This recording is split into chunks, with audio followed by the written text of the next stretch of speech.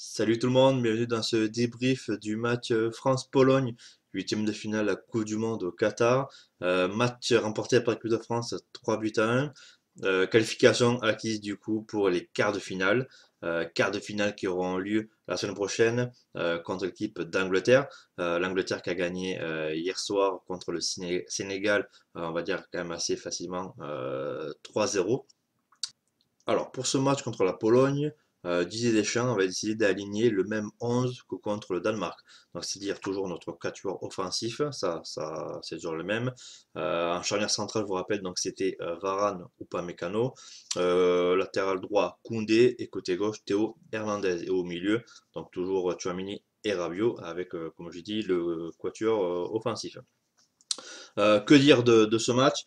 Euh, Forcément soulagé, hein, parce que j'avais dit la Pologne, quand même, ça reste une équipe assez difficile, malgré tout, même si sur le papier, on semblait supérieur, ce qui au final a été le cas, mais au vu de la première mi-temps, j'ai vu quelques inquiétudes, donc notamment au niveau des occasions. On a eu beaucoup d'occasions.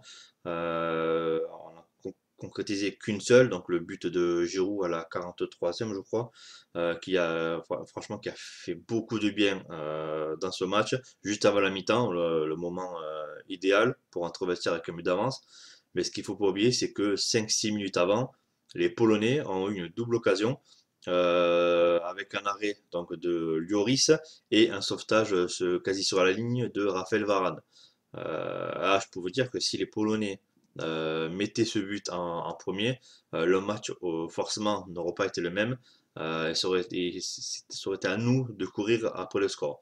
Et la physionomie du match, je pense qu'elle aurait changé. Et ça aurait été dommage parce que j'ai noté les occasions qu'il y a eu, on a eu une, deux, trois, quatre, cinq, on va dire. On va dire cinq occasions avant le but de Giroud. Donc pour vous dire que encore une fois, c'est dommage que on aurait pu rentrer au vestiaire avec facile deux ou trois buts d'avance. Là, on s'en tire bien au final avec le but de Giroud qui nous libère avant la mi-temps. Mais comme j'ai dit, faut pas oublier qu'il y avait eu la double occasion quelques minutes auparavant où les Polonais auraient pu prendre l'avantage. Et hormis cette double case, il y a eu juste une frappe de Lewandowski, j'ai noté vers la 20e minute, mais de mémoire, elle n'était pas cadrée. Mais bon, on ne sait jamais, on connaît Lewandowski, on sait que c'est un très bon attaquant, donc sur n'importe quelle frappe, il peut être dangereux. Dans cette première mi-temps, moi, ce qui m'a frappé, c'est que les 20 premières minutes, à peu près, c'était pour l'équipe de France, honnêtement. Les Polonais, ils ont pas vu le jour. Et ensuite, les Polonais se sont bien rattrapés. Les 20 minutes suivantes, honnêtement, elles ont été majoritairement, ça a été pour eux. Et notamment, donc c'est là que ça a commencé avec la frappe de Lewandowski encadré, Tchouaméni qui prend un jaune, la double occasion justement des Polonais. Et ensuite, euh, limite, une fois que cette double occasion a été ratée, ben, l'équipe de France, pour la fin de la première mi-temps, a repris un peu la position du ballon, a remis le pied sur le ballon et Olivier Giroud a pu inscrire ce but qui fait du bien, honnêtement, on va pas se cacher.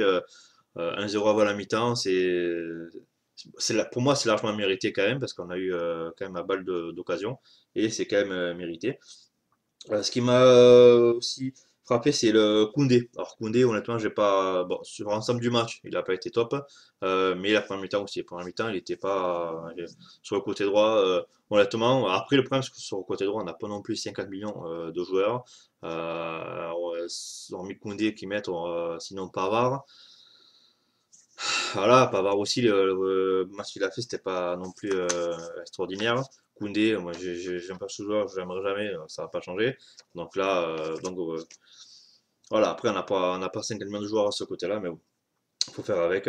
Et par contre, surprenant, c'est Lloris. Lloris il m'a fait peur quand même sur ses balles au pied. balle au pied m'a fait très très peur. Il y a deux ou trois fois où c'est passé pas loin de la correction qu'ils perdent le ballon et que les Polonais le reprennent pour les marquer. Donc franchement, à un moment donné, chaque fois que Lloris avait le ballon dans les pieds, honnêtement, j'avais très peur. Euh, mais sinon, le reste, franchement, un très beau match, que ce soit la charnière centrale, Varane ou Pamecano, honnêtement, franchement, ça allait, honnêtement, c'est très très bien. Varane au-dessus, pour moi, dans cette défense, parce que même Hernandez, à un moment donné, il faisait de mauvaises relances, il perdait le ballon, je trouve ça dommage, honnêtement. Et Varane, pour moi, au-dessus au niveau de la défense, ou pas Mécano juste en dessous. On sent qu'il manque encore un peu de sérénité dans cette défense, mais avec Varane à côté, ça pourra que bien aller. Quatuor offensif, très bien. Griezmann, mais qui a encore un grand match. Euh, Au niveau de ses récupérations de ballon, lorsqu'il revient, on ne pas en défense, mais lorsqu'il revient en arrière, et ben, combien de ballons il a pu récupérer en se jetant, en taclant, en évitant que les Polonais récupèrent le ballon. Franchement monstrueux. Donc 1-0 à la mi-temps, c'est mérité, mais ça aurait pu être l'inverse, et là le match aurait été compliqué. Seconde mi-temps, seconde mi-temps pour moi les Françaises. Euh, Bon, sauf la fin du match où forcément où Lewandowski il marque le péno, mais sinon on a eu une, deux, 3, 4, 5, ouais, 5. On a eu 5 occasions, dont 2 buts, donc le doublé de Mbappé. Donc pour moi, le second mi-temps, elle est pour nous. À noter l'erreur c'est dommage, l'erreur d'Upamecano à la fin du match qui donne le penalty. Sur l'image, on voit bien qu'il n'a pas les bras collés au corps dans la surface. Voilà, c'est peut-être ce qui lui manque un peu pour être encore un défenseur encore meilleur. Dommage. Lewandowski, ben, qui le marque. Dommage parce qu'au final, il avait raté. Très très mal tiré d'ailleurs le premier penalty où Lloris l'arrête. Mais malheureusement, c'est comment il s'appelle le défenseur français Dizazi qui a remplacé Koundé, qui est rentré dans la surface avant que Lewandowski tire. Dommage, parce qu'au final, on aurait pu s'en tirer avec 3-0 au lieu de 3-1. Alors, heureusement que ce penalty est à la fin du match où il y a 3-0, parce que là, même on va dire à 2-0, les Polonais reviennent à 2-1, et on ne sait jamais s'il reste une ou deux minutes de jeu, les Polonais peuvent très bien sur le contre-attaque, égaliser et se faire remonter en huitième de finale de Coupe du Monde à cause de ça. Franchement, ça aurait été très rageant. Surtout que je garde en tête le match contre la Suisse où on menait, on était tranquille, on était confiant, et au final, ben, on s'est fait éliminer par l'équipe de Suisse. Donc voilà. Donc ne jamais prendre un match acquis malgré le score. Bon, après, forcément, s'il y a 6-0 à 20 minutes de la fin, forcément, on va être confiant. Mais là, même à 3-0, on va dire que le troisième but d'Mbappé, franchement, il a fait beaucoup de bien. En plus, c'est des beaux buts, hein. C'est des beaux buts. En face, il y avait Chesney, le gardien de la Juve, qui jusqu'à présent a fait un très bon mondial. Là, les deux buts que Mbappé plante, c'est des beaux buts, hein, honnêtement. Chesney, il peut rien y faire. C'est vraiment le talent pur de Mbappé qui, par l'occasion, dépasse, devient le meilleur buteur de l'histoire. Non, j'ai dit connerie, c'est Giroud. C'est Giroud qui est devenu meilleur buteur de l'équipe de France en dépassant Thierry Henry. Par contre, je reviens sur Mbappé. Mbappé, du coup, qui dépasse Zinedine Zidane. Je crois qu'il est monté à 32 buts, je crois, Mbappé, pas dire de bêtises.